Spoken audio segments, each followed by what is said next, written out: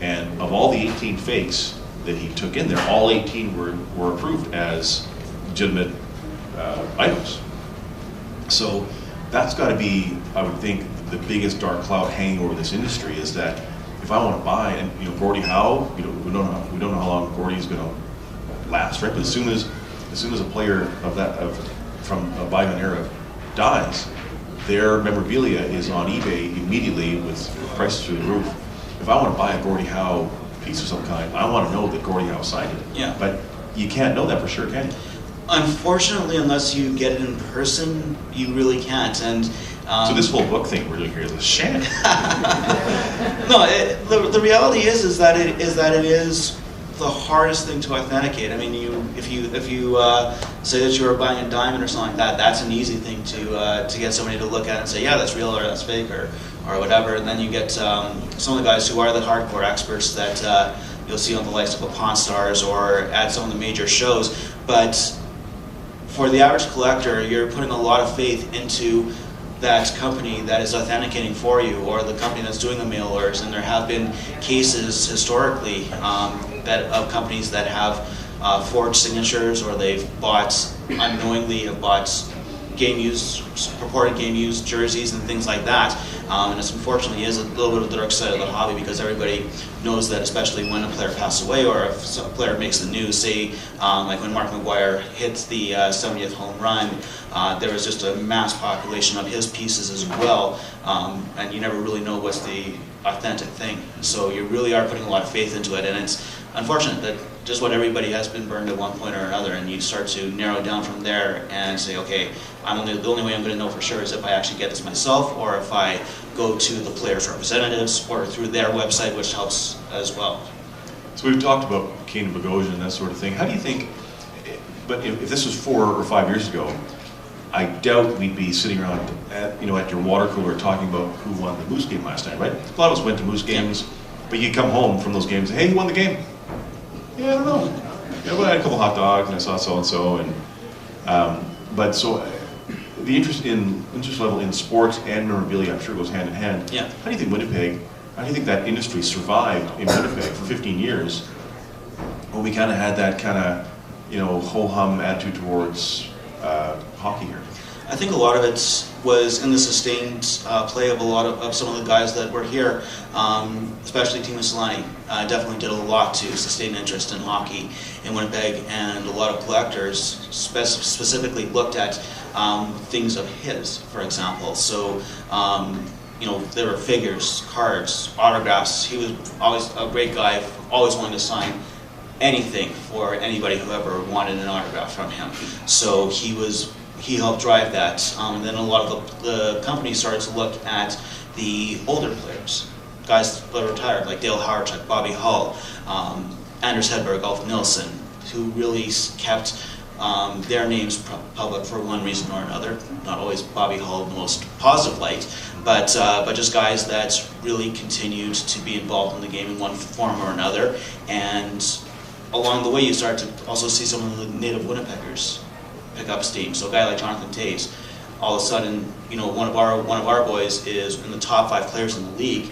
You're going to get a lot of interest from everybody back home. When he comes back, he's going to be playing in golf tournaments. He's a great guy to have there to sign autographs. He's a great guy to have for a memorabilia auction, anything like that. So you're all of a sudden getting that sustained interest because Winnipeg was still a hockey hotbed in one way or another. And one thing I wanted to ask about too was, there are only so many players who played in the original 6 NHL. I think there's like 100, 200 left. Something like that. And so, that really is, we talk about different hot things, but that's one market that those players are dying off. Yeah. And so, when they're gone, they're gone. And yeah. so that really is kind of one area right now that's, I guess, a bit of a sleeper area, that if you're a collector, you want to get stuff from these guys. I remember talking a few years ago, Don Bones Raleigh played with the Rangers in the 40s and 50s. He used to play tennis with my dad, and he would say, I would see him sometimes, and Bones would say, oh yeah, I gotta go home and sign some autographs. And I said, what are you talking about, Bones? You haven't scored a goal in 50 years. And he said, yeah, well, I get stuff sent to me all the time. Today I got a jersey in the mail, and I got some cards and some pictures, and well, where do you get them from? Well, Czech Republic and Sweden and the US, and well, how old are these people? I don't know, 22. So they weren't even born when you were playing? Yeah. Nope. And a lot of the times they wouldn't even send him return postage. He just signed them and sent them back. And he said, well, we're a dying breed, and people want to get us while they can. Well, certainly. I mean, there's one of the things I talk about in the autograph section of the book is the pursuits that some collectors will have. You know, getting one autograph, you know, it's great, but after a while it starts to get a little bit boring, so you want to build up a challenge. So maybe you'll get a photo signed by 2 players, or you'll try to get the 1967 Toronto Maple Leaf Stanley Cup winners all together on... Nobody wants that. it's a true rarity for any Leafs to be successful. So, Did anybody remember when the Leafs won the Stanley Cup? Was anybody alive when the Leafs won the Stanley Cup? I'm proud to say I was not alive when they won the Stanley Cup. And there's going to be some Leafs fan that's going to see this on YouTube That's and fine. say, That's hey, wait fine. a minute. That's fine. Whatever it is. Probably the same guy that threw his jersey on the ice. Yeah, seriously. No, but it has become an interesting pursuit because you do get those guys that either grew up and watched the, you know, they remember the Bobby Bond goal, or if they're old enough to build the Rilko goal, or things like that. So they want to get everybody that was attached to it. Even the Bobby Orr famous goal. For a long time, Plager wasn't signing, and once he actually started to get signed again, people had the autograph from Bobby Hull. They maybe have got it from Glenn Hall at one point, the goalie who Bobby scored on, and then all of a sudden they wanted to get that last piece of the puzzle. They wanted to get Plager, so they would send off those pieces, and it really does become that it is that collector attitude of, I've gone this far, I want to get the rest of it. And I can admit to have done that myself. There was one signing in Toronto, I think it was in 2003, that Eddie Chadwick was signing at. And I said, okay, I've got a card. Sorry, who's Eddie Chadwick? Eddie Chadwick was a goalie for the Toronto Maple Leafs. Not a great goalie by any stretch of the imagination, but memorable enough for the long-suffering Toronto Maple Leafs fans. So Chadwick had signed this Parkey card for me. And he was in action with Ted Lindsay. So I said to myself, okay, if I ever get the chance to get a signature from Ted Lindsay, I'm going to take it and I'm going to get him to sign it. So about 6 years later, there was a show that was going on in Toronto. I wasn't going to it, but a dealer that I was good friends with said, you know what, John, I'll take it for you and I'll get it signed for you. And it's still probably one of my favorite items that I have today. The other thing, too, that I find interesting is if you look at autographs, I've talked to various players over the years with this. You know, Landy McDonald, for example, is very proud of his autograph. He wants to, and he looks like he could teach penmanship.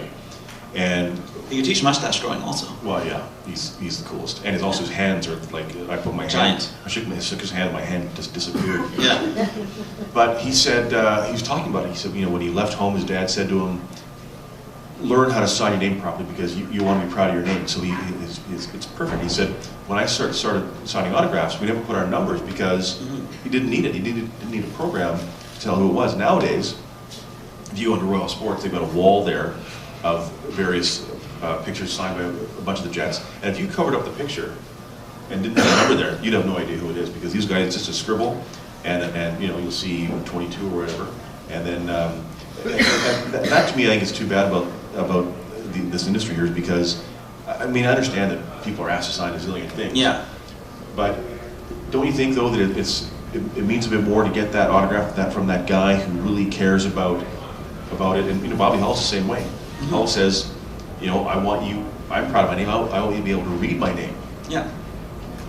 No question, and it's something that you'll even see within the time span of a player's career. When a player comes in as a rookie, they're a little bit more proud. They haven't done as many autographs, so they're more apt to wanting to sign their full name or, you know, put a little extra indicia of one sort or another. But after a while, they start to get lazy with it. Roberto Luongo is famous for having gone from his full name, #1, to RL. So it really starts to deteriorate quickly, and it's almost understandable sometimes when you look at a player that, even just for some of the memorabilia companies, has to sign 1,000 autographs within a 2-week period.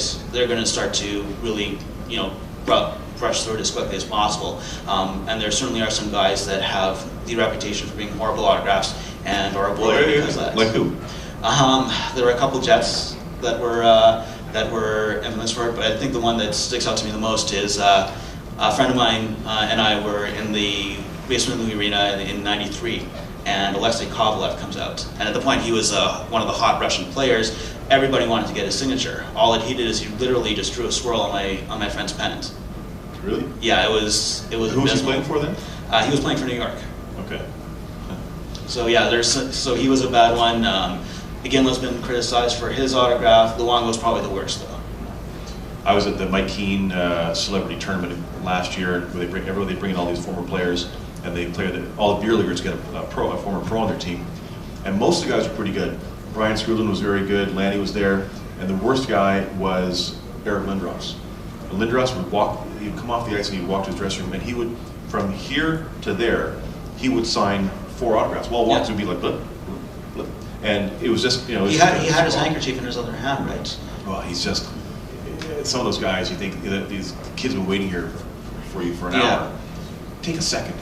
And the other thing, too, is with the pursuit of memorabilia and getting it signed, I think, is the experience you get of talking to these guys. You know, when you talk to a guy like Lanny McDonald, and I've seen this firsthand just with my own son, hey, where do you go to school? What position do you play? Are you nice to your teacher? Mm-hmm. And Lanny signed this in the locker room. Then I said, well, I'd like to get a picture of Lanny. Is that okay? And he goes, yeah. I said, well, I'll let you get dressed. He goes, oh, it's okay. He's just wearing a towel. Because I got a picture of my son and Lanny. And listen, Lanny's, you know, he's the hairiest guy I've ever seen. But that whole part, the whole like experience of, it wasn't just like, did he sign it and you were nobody. Yeah. But he took time to talk to you and made you feel like you were somebody for a couple minutes. Yeah, and one of the players that on the Jets that really has done a good job with that is Andrew Ladd. I've been to a couple signings with him, and he's always, you know, chatting with kids and taking extra time. Will stay long past his commitment time. And there are guys who still do that, but it does take a little extra room sometimes to get those guys to go. I remember one signing I was at with a bunch of the Jets, and Al Montoya was there, and I figured that there's a way I'm going to get his attention. I knew that it would work. I had, back in the days of the Moose, Al had been a member of the AHL All-Star team when the game was here, and I was in the locker room area before the game, and you know the players are having a little bit of pregame meal, so I snapped a picture of Al snarfing a piece of pizza. So I figured, okay, if I'm ever going to get something that's going to be unique to be signed by a player, it's going to be that. So I walked in line, I handed it to him, he just burst out laughing.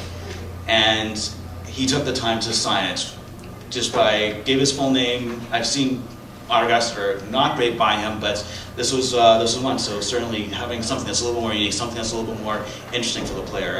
Looking at some of the things like a photo that I have of Mark Scheifele from the skills competition where he's holding up the trophy that his team won. Things like that, or something that has a little bit more of that interest or is going to grab a player's attention a little bit more, is something that seems to always work a little bit better. Okay, excellent. So I want to ask about you got another book in the development stages, right? Yeah. So do you want to take some questions from the people here, and then we'll do a little reading? Sure. Or do you want to talk about the book first? Actually, I saw a hand go up. Let's go right. Yeah. You guys are in charge of this. What's your question, sir? 2017 will be the 50th anniversary of the Mount Whitney Stanley Cup. Yeah. Any of the cards go up in value? For anybody. Do you have some? No. It certainly makes for. Montreal was always my team. I respect that. And as many Leafs fans will not respect it. But no, I think it's one of those unfortunate commemorations that people don't like to talk about. But I think it's something that is going to draw a little bit of interest from collectors. It will get people back into the day, because I expect that the Leafs will do something commemorative, whether it's trying on to I guess Johnny Bauer will be 98 by that point. He's still signing. It's amazing that he's still very active on the Toronto autograph circuit. But he's a guy that I can see the Leafs bringing back for a little ceremony, or Dave Keon or somebody like that. So certainly I think that there's going to be a little more attention. You're going to maybe see a couple more pieces that are going to be coming out. I know that one of my buddies is working on a book on the Leafs right now on the 50th anniversary of that Stanley Cup. So I know that certainly there will be some pieces that the team is planning to bring out at that point. You mentioned Bauer. Part of the thing with a lot of those guys is they'll charge for an autograph. So maybe it'll be $10 or whatever it is, right?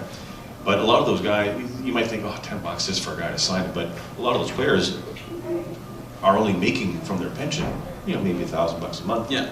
And so I think that there's a different feeling when you go and pay somebody like that who's going to take that money and use it for something. Yeah. Whereas if you go to a lot of the other ones where it's current players who are charging 30 or 40, 50 bucks, and it's just a scribble, then really you kind of feel you're getting a good value on one hand and not so good on the other hand.